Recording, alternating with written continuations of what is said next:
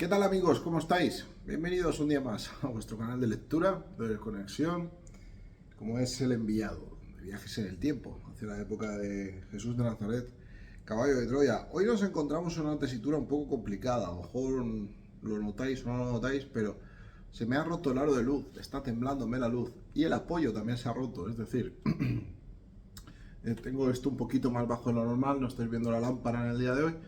Pero bueno, vamos a ver si lo podemos sacar adelante para que tengáis un nuevo capítulo, ¿no? Vamos a por ello, nos quedamos en Jueves Santo, ya estamos a punto de que el maestro sea apresado.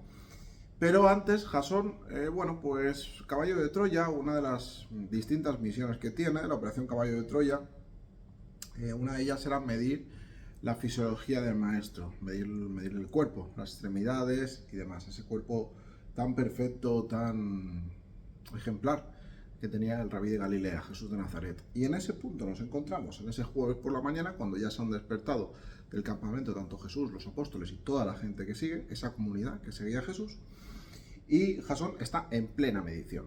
Nos quedamos ahí. Así que, sin más dilación, vamos para allá. Recordar que resumimos el contenido de Caballo de Troya,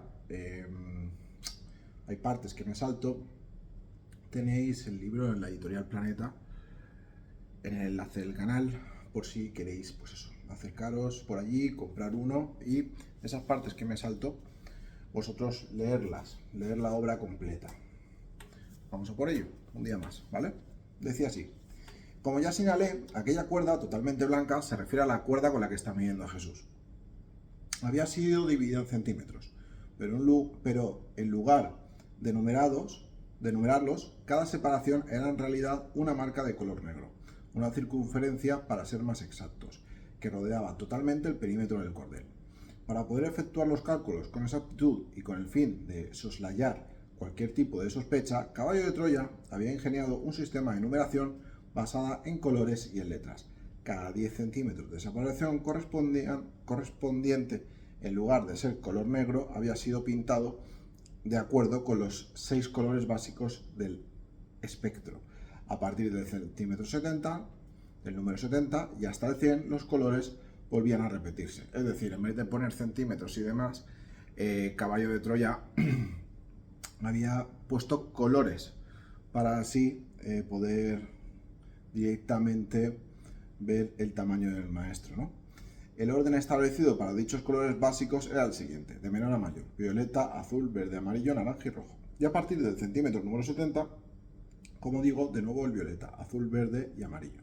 Los centímetros existentes entre estas 10 numeraciones fueron convertidos en letras, siguiendo el alfabeto griego. Así, por ejemplo, cuando la medición arrojaba 30 centímetros, yo debía anunciar a Eliseo verde.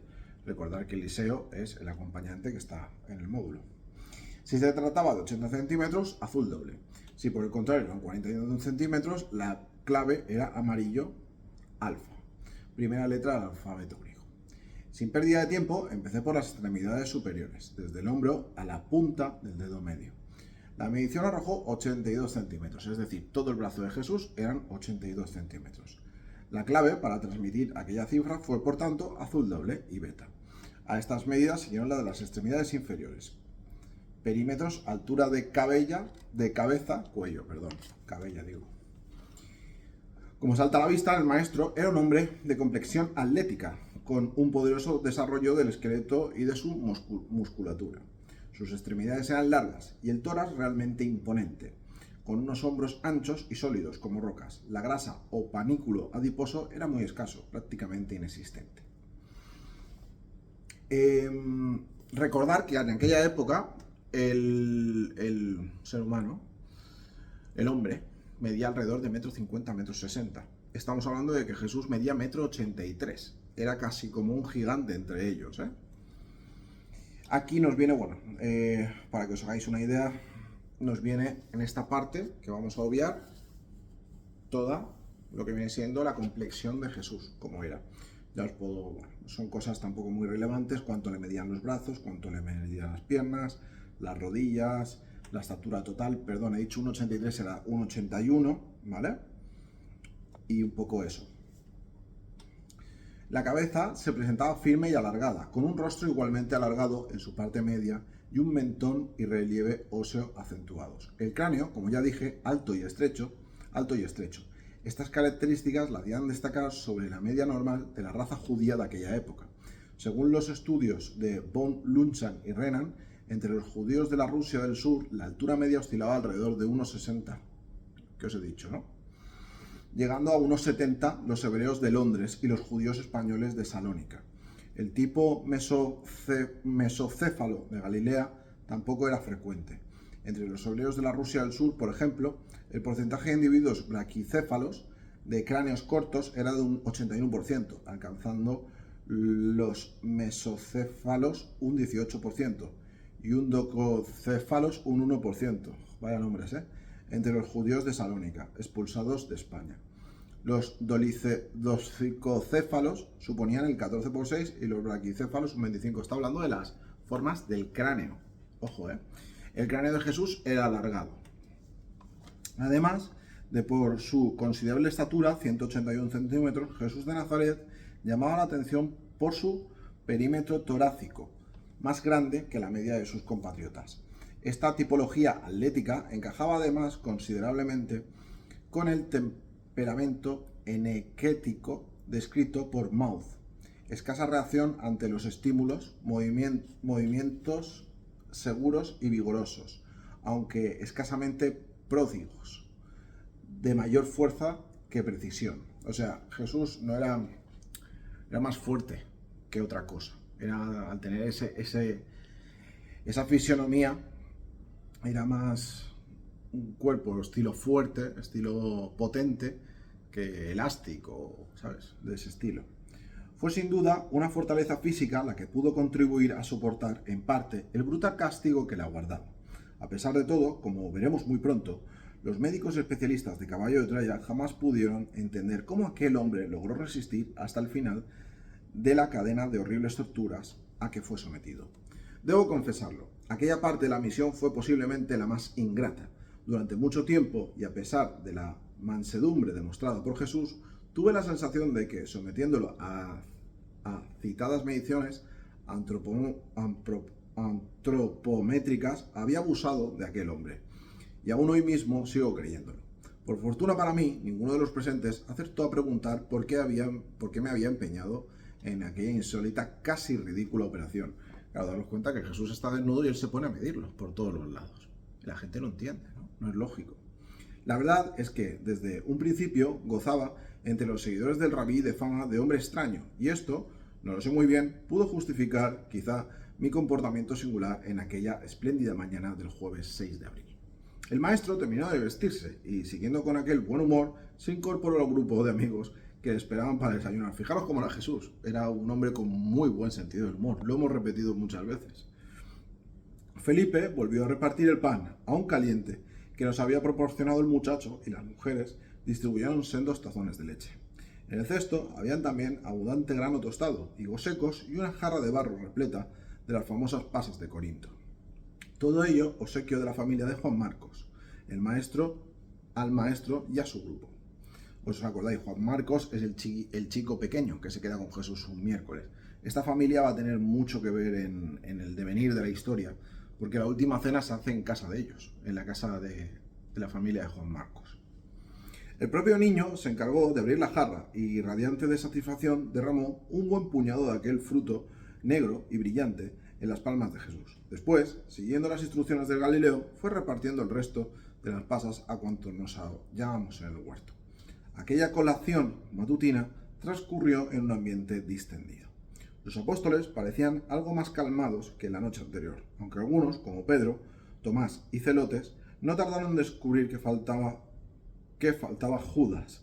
Sin embargo, por los comentarios que pude captar, los discípulos lo atribuyeron a las obligaciones habituales del Iscariote, como administrador general del grupo, y más concretamente a los detalles de la preparación de la inminente fiesta de la Pascua.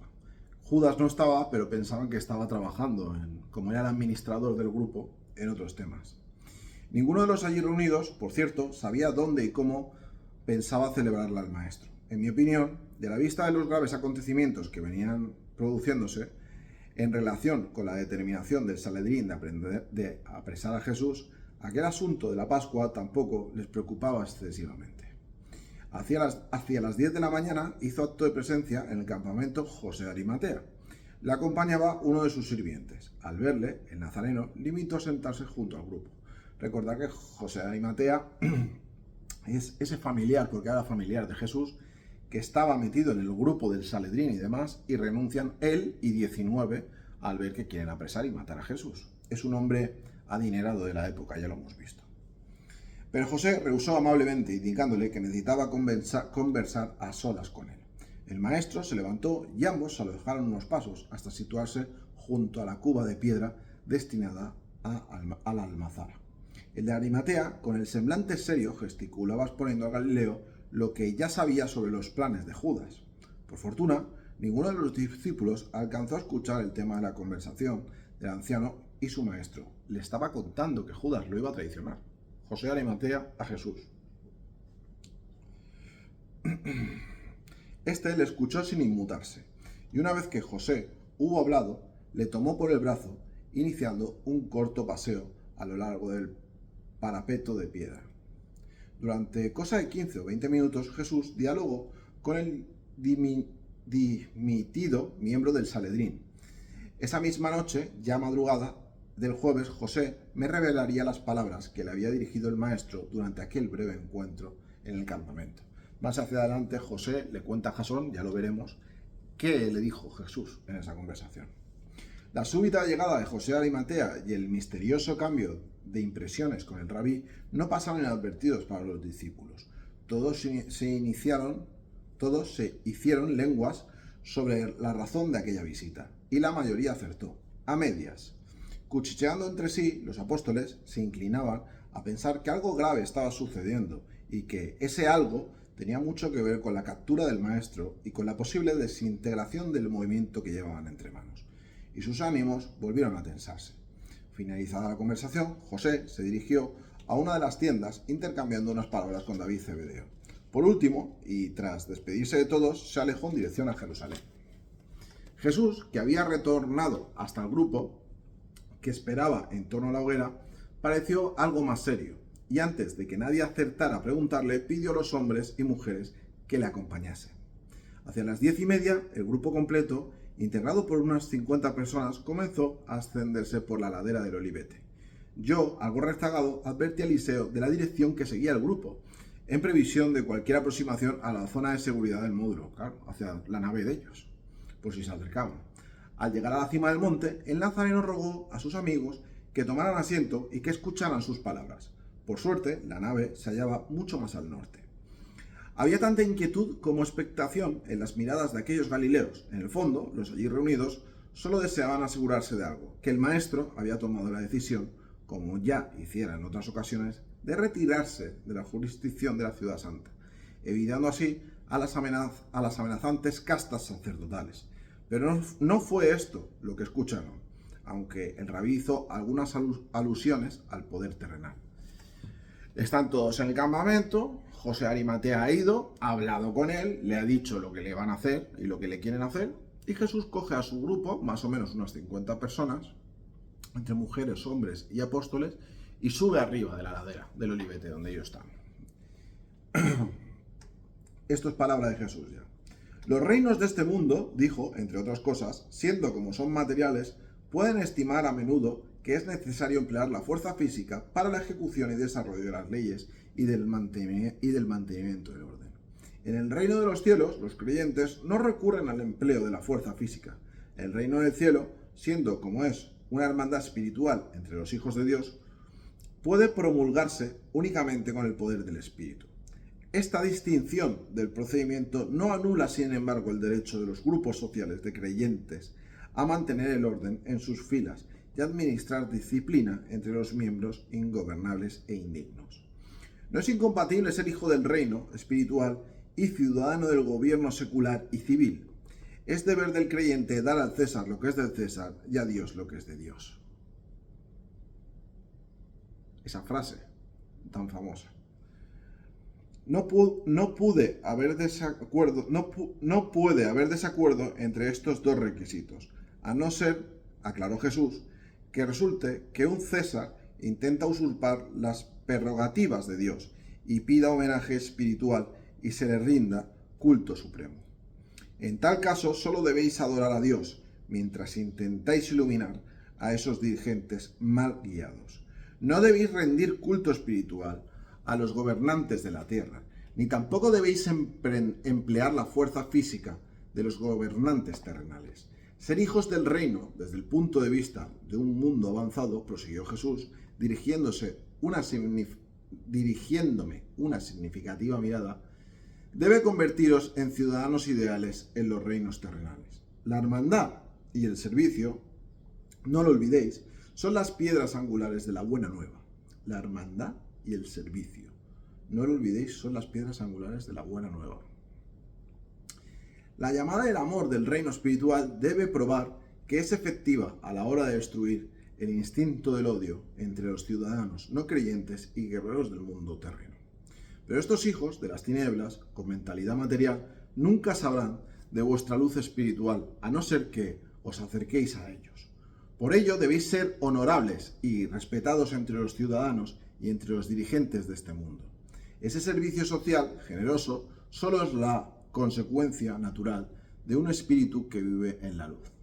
Como hombres mortales, sois en verdad ciudadanos de los reinos terrenales y debéis ser buenos ciudadanos y mucho más cuando habéis vuelto a nacer en el espíritu. Tenéis, por tanto, una triple obligación: servir a Dios, servir al hombre y servir a la hermandad de creyentes en Dios. No adoréis a los jefes temporales, ni empleéis la fuerza para el formato del reino espiritual, pero manifestaros en un honrado ministerio de servicio amoroso, tanto a los creyentes como a los no creyentes. Es en el Evangelio del Reino donde reside el poderoso Espíritu de la verdad.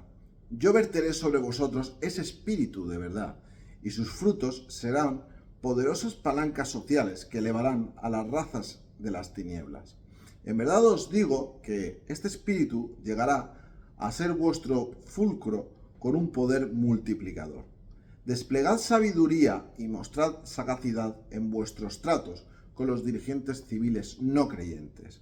Por medio de la discreción, mostraros expertos a la hora de allanar desacuerdos poco importantes y arreglar fútiles faltas de entendimiento. Buscad, por todos los procedimientos leales, el vivir apaciblemente con todos los hombres. Sed siempre sabios como las serpientes y tan inofensivos como las palomas. Seréis mejores ciudadanos si sabéis iluminar a vuestro espíritu con la verdad de esta nueva. Y los dirigentes en los asuntos civiles mejorarán como resultado de la creencia en el reino celestial. ¿Qué entiendo yo en estas palabras? Entiendo que Jesús les está preparando para cuando Él no esté en lo que tienen que hacer y cómo lo tienen que hacer. Les habla de un poder multiplicador que les será entregado cuando Él no esté. Me imagino que es el Espíritu Santo, ¿no? Lo que se conoce como Espíritu Santo. Una fuerza extra que les dará para cuando prediquen la palabra de Dios, cuando Él no esté, y les deja a entrever que nunca utilicen la fuerza física, que sean listos, que sean pacientes, y que ese es el camino. Mientras los jefes de los gobiernos terrenales busquen ejercitar la autoridad como dictadores religiosos, vosotros, los que creéis en mí, solo podéis esperar problemas, persuasiones e incluso la muerte. Jesús hizo una pausa, dejando que aquellas últimas palabras flotasen como un negro presagio. La muerte, porque al final los mataron a todos.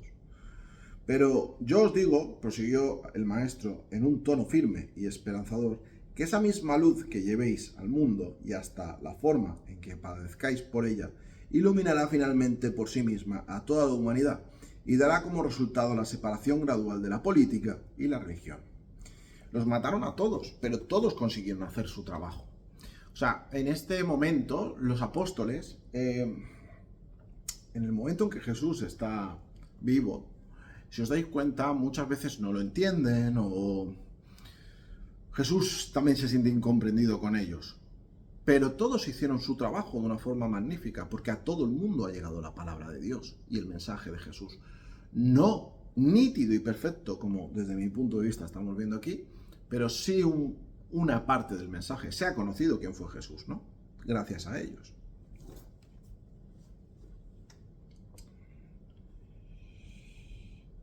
El Galileo volvió a fijar sus ojos en mí y continuó.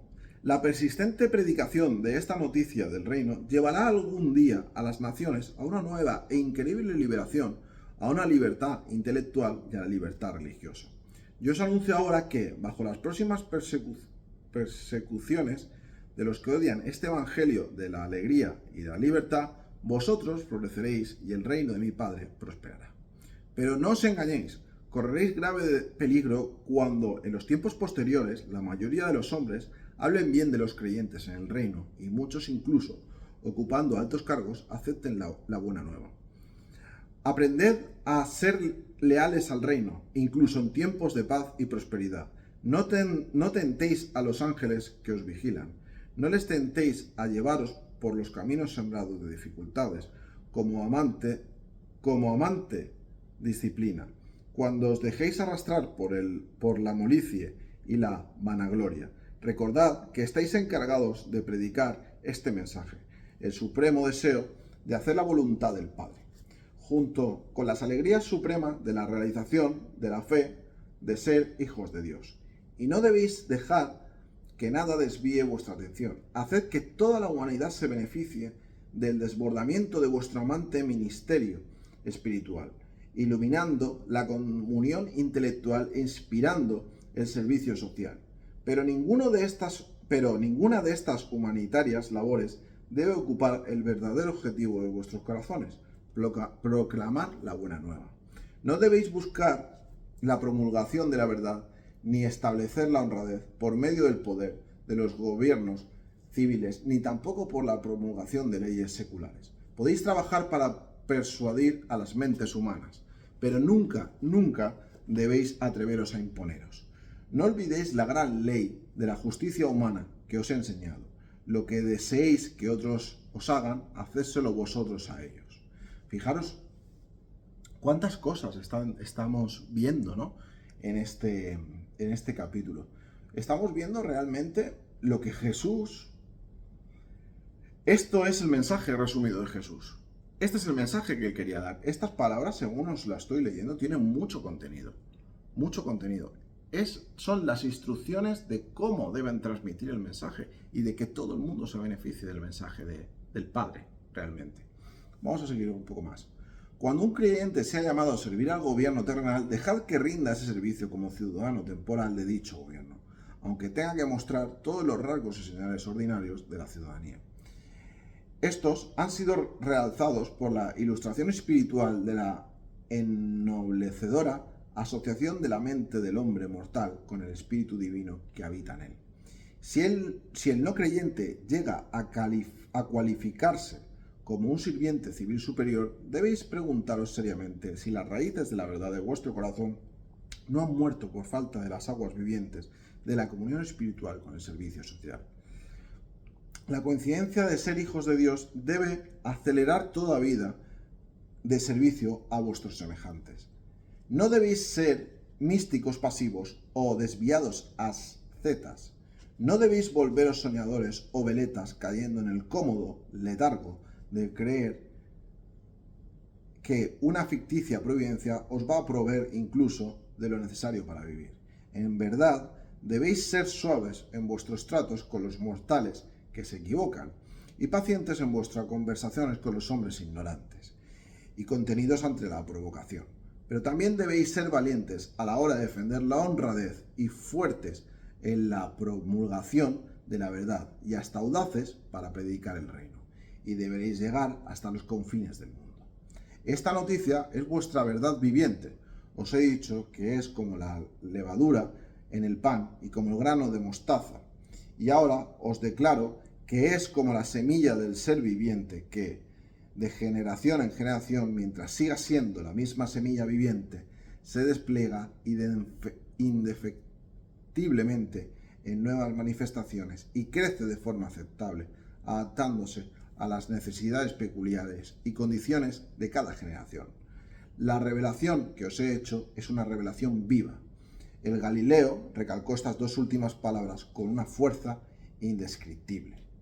Una revelación viva, dijo, y es mi deseo que lleve frutos apropiados a cada individuo y a cada generación. de acuerdo con las leyes del crecimiento espiritual. Es mi deseo que se incremente y tenga un desarrollo. De generación en generación, esta buena nueva debe mostrar vitalidad creciente y mayor hondura de poder espiritual. No se debe permitir que llegue a ser un simple recuerdo sagrado, una mera transición sobre mí o sobre los tiempos en los que ahora vivimos. Aquella mirada profunda y afilada, como un puñal, se paseó por todos y cada uno de los oyentes, y al llegar a mí, Jesús volvió a repetirlas. No se debe permitir que llegue a ser un simple recuerdo sagrado, una mera tradición sobre mí o sobre los tiempos en los que ahora vivimos. Después descendimos a un tono más calmado, prosiguió. Vamos a dejarlo por aquí. ¿Por qué Jesús le dice a Jasón? No se debe permitir que llegue a ser un simple recuerdo sagrado, una mera tradición sobre mí o sobre los tiempos en los que ahora vivimos. No se debe permitir que sea una simple tradición. Una de las muchas cosas que dice Jesús es que eso que pasó en aquellos tiempos, ese mensaje que Él quiere dar, que se transmita de generación en generación, ese es el regalo de Dios.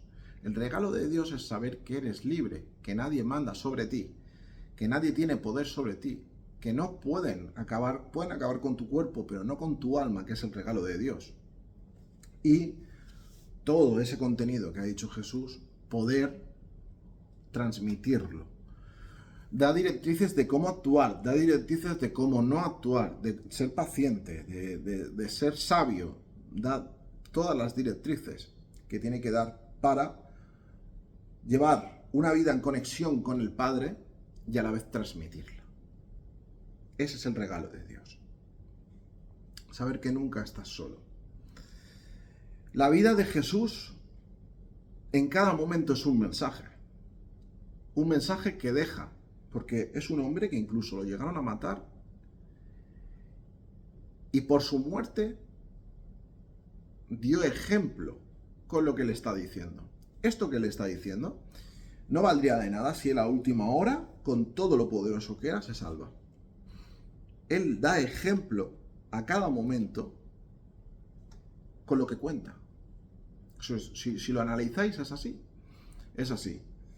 A la vez, otra de las cosas que le da veracidad a esta historia es todo esto que hemos leído. Todo esto que hemos leído es imposible que alguien se lo invente. Es palabra de Dios, se nota que es palabra de Dios. Por eso este canal, por eso estos vídeos, y esto es lo que yo os quiero transmitir. A mí este libro me cambió la brújula interior porque realmente conocí a Jesús y conocí su mensaje. Esto no lo cuentan en catequesis cuando toman la comunión. Esto es algo más serio, más real. ¿No os parece? Os haré un vídeo en el que, bueno, yo no soy lo importante aquí, pero para que sepáis cómo me encontró a mí esto. Este libro normalmente te encuentra, no se busca. Espero que a través de este canal y de las personas que yo pueda llegar, les esté haciendo encontrar este libro, donde están palabras de Jesús, del Rabí de Galilea. Lo dejamos por aquí. Muchísimas gracias por vuestra atención, por seguir esta historia conmigo. Ya creo que son 39 capítulos y vamos a llegar hasta el final, ¿no? Es lo que Jesús querría, visto lo visto. Así que nada nos va a parar. Muchísimas gracias. Os mando un fuerte abrazo y muchísima suerte para todos. Hasta otra.